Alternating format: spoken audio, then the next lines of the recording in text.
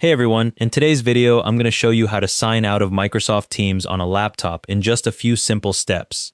Click on your profile icon in the top right corner and an Account Manager menu opens with your account details and several options at the bottom. Click Sign Out from that menu and a Sign Out of Teams dialog appears, asking you to confirm you want to sign out of this account.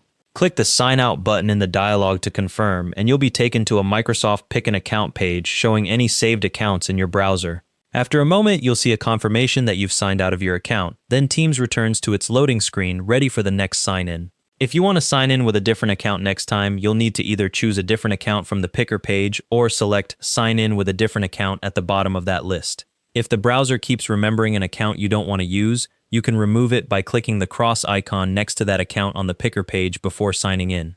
Keep in mind that signing out of Teams doesn't sign you out of other Microsoft services in the same browser. You'll still be signed in to Outlook or OneDrive unless you sign out of those separately. And that's how to sign out of Microsoft Teams on a laptop. Thanks for watching. Hope this helped.